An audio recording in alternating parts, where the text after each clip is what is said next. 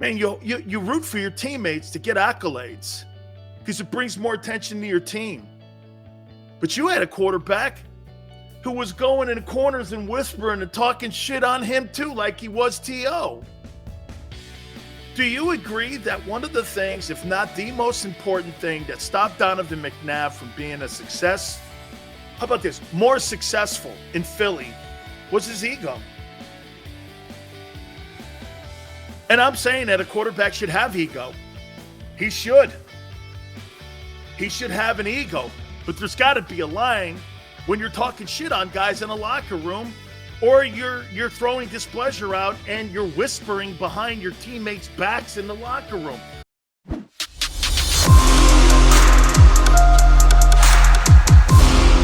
Help me out here on this. So I don't see a lot of run going with this story with Desean Jackson and Donovan in Philly. And I'm going to reset it here.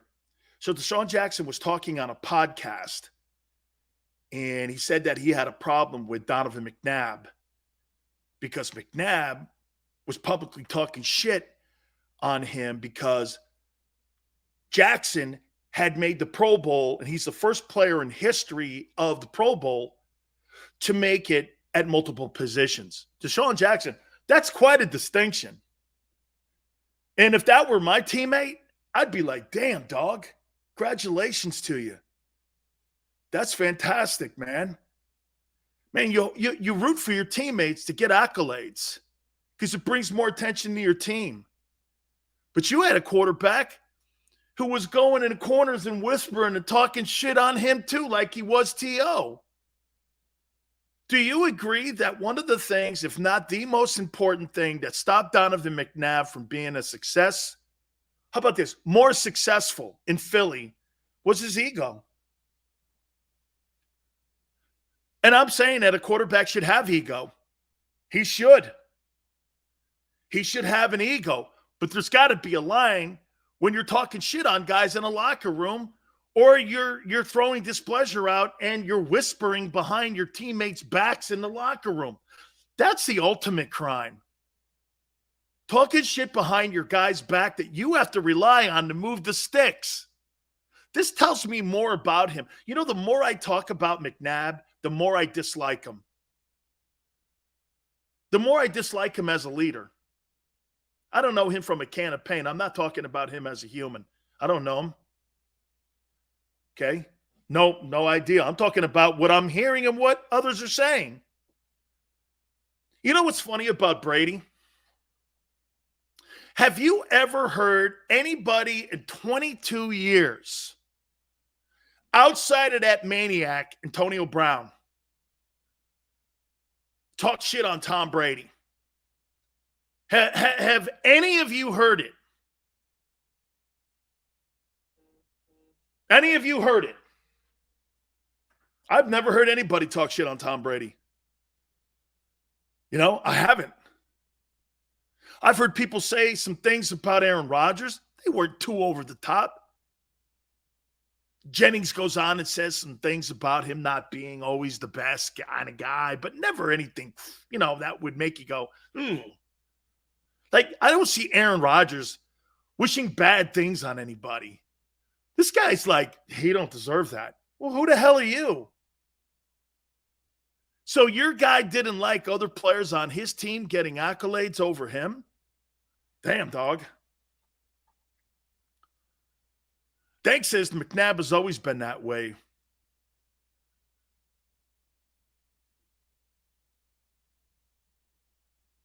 Jay Cutler was terrible.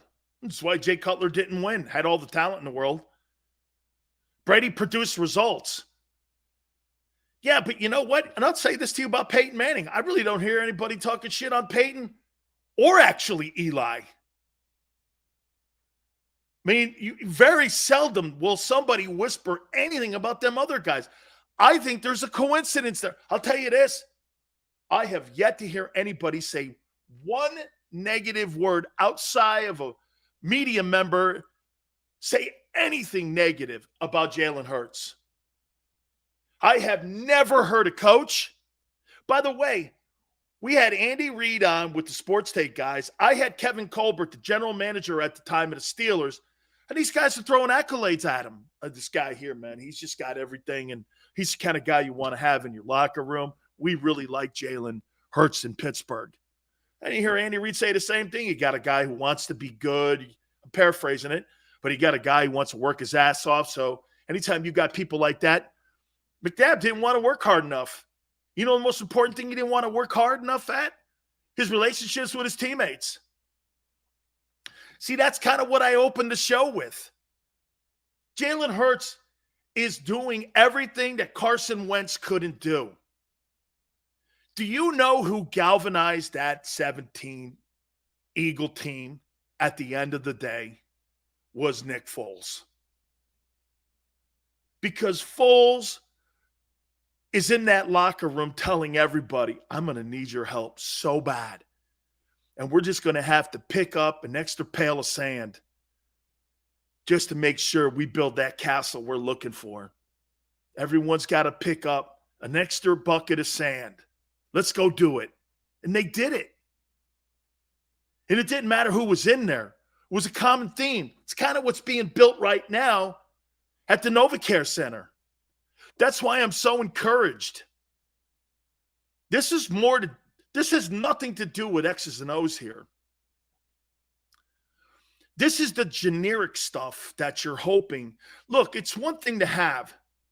It's one thing to have a great environment in your offensive line room.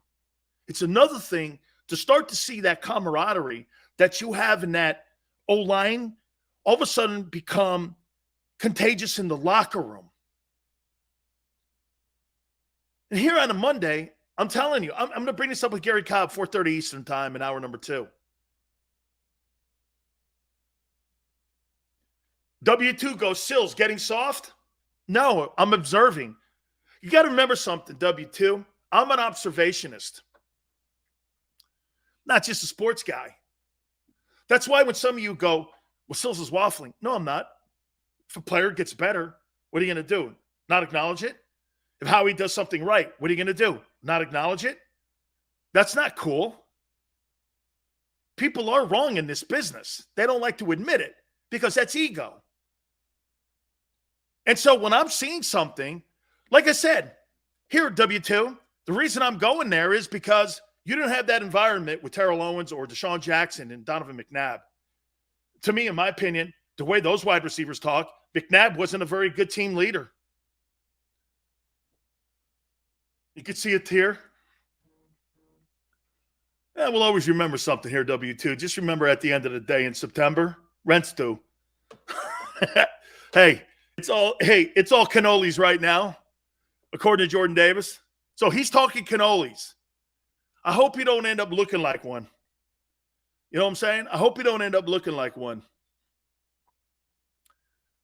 Don't you know we're not allowed to change your mind after new information becomes available?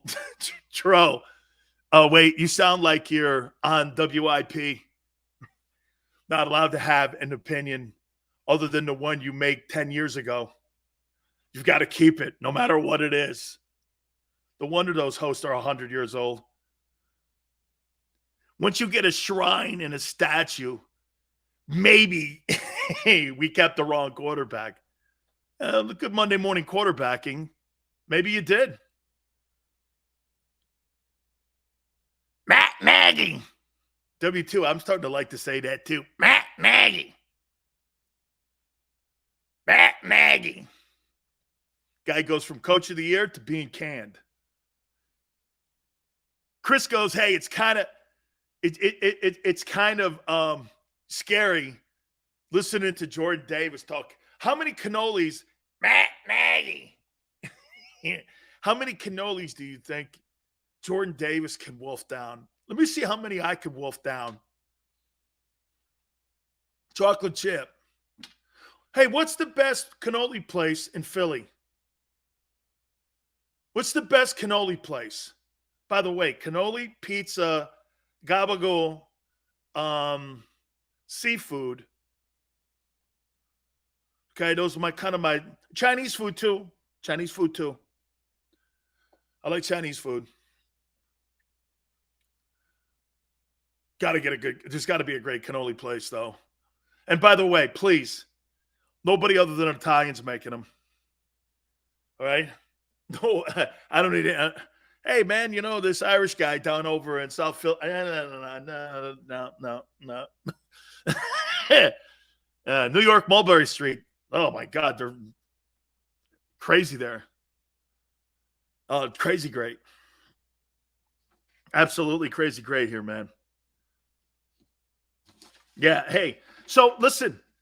Once again, A.J. Brown. How about him just going like this? Look. Man, this kid Smitty is going to be somebody. But we have 2 number ones. It's so cool to hear. It is so great to hear that. Teammates liking one another. And it's genuine. That guy's got his money in the bank. He don't have to say that. He could be a toolbox like 90% of them are. That guy doesn't have to do that. He doesn't have to throw his arms around the kid. By the way, did I see also in that celebrity softball game they had over the weekend, did I hear that A.J. Brown was talking shit to the Cowboys and Micah Parsons, kind of like fueling that rivalry a little bit? That's great.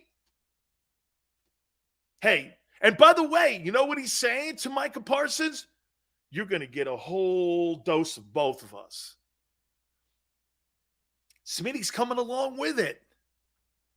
Man, that's so much fun when you're around guys like that. Dude, when you're around people like Jerome Brown and Michael Irvin, and those guys are your teammates, and you're winning, it is the funnest time of my life. Holy cow. I posted something else on my Twitter page at Dan Sileo Show. Today's the 38th anniversary of Jimmy Johnson getting the job in Miami at the University of Miami. And I was there for 3 of the 5 years he was there. And I'll tell you something, dude. I mean, it was the funnest time of my life because you're around guys like Jerome and you're around Michael Irvin. You're playing against people like Deion Sanders and Brian Bosworth. And you're playing against all them dudes. And it's fun when you win, man. Hey, and you know what? It creates a swagger. The Eagles are starting to get a swagger about themselves. Yes, Sydney. They got a small swagger about themselves. Marcos, winning a championship with my teammates was the best feeling. Then, Mark, you know what I'm talking about then, don't you? Doesn't it seem to me that these guys love being around one another? It's not being plugged in because of vote. Do you know how many times in professional settings you show up to OTAs? Like my friend Frank Reich this week. Last week, there were not mandatory OTs. It was in the middle of the week. This week, they're mandatory OTs, okay? And you got to show up. How about guys who just punch their ticket, show up, then go back to where they're from instead of hanging out with one another? That's what you got with the Eagle guys. They're playing charity softball games, talking trash to other players on other teams in a good way, in a kidding way. Young and talented, man. And get this, and having fun. How much of a reflection of this is Jalen? Boy, I'm going to say this to you guys. And Xander, I don't know if this is walking back anything, but how much do you think that's worth to the Eagles right now, knowing what they came out of with Carson Wentz, to have this type of culture in the building? He may not be as talented at the end of the day as Carson Wentz throwing the ball. But I'll tell you what, isn't there a Nick Foles kind of presence about him? Doesn't talk too much. Did Nick talk a lot? I don't remember Nick talking a lot. Right? Doesn't talk a lot. I thought he was great when it came to the gun violence. By the way, our hearts go out to the families in Philly too, man. Okay, who had to go through all that over the weekend, man. Hey, maybe something finally gets done. Okay, I don't know what that is, and this is not going to be any speech here or anything. You know, maniacs are maniacs. In my opinion, guns don't kill, maniacs do. Okay, but the accessibility, something maybe we look at. Okay, especially when it comes to maniacs. Mental health has to be a problem here with this. You can't see this savagery go on in our country. This is America. Something's got to be done. I did, Big Chris. I heard that, man. Yeah. Yeah, Kevin, I mean, not to go into anything here, but there was Jalen talking about community stuff. There was Jalen, and the Eagles wrapping themselves around the community. It's a good thing. There's a really great buzz around this team right now. There's no mistaking it, man. There's really an absolutely fantastic buzz around it. By the way, Peter King had a really cool list. The 22 most influential folks for the 2022 NFL season. I got a list. I want to hit on some of this because I do think there's going to be storylines there. Also, what do we make of the comments that are being made about the Eagles and what's going on at OTAs? And I want to re-hit on a comment that John McMullen made last Friday on our program about Jordan Davis. Gary Cobb is going to join us as well. That'll be at the bottom of the hour, too. We'll get his opinion on it all. And I guarantee you, he's going to say the same thing I am. It's now June 6th. Man, we're like a month and a couple weeks out from the start of training camp here. And you can tell these guys are getting ready. And if you're not ready to go to battle in July, you'll never be ready in September when rent's due. You'll never. So do me a favor. Please hit the like button. Hour number 2. We appreciate everybody sticking with us. Keep it right here on the National Football Show.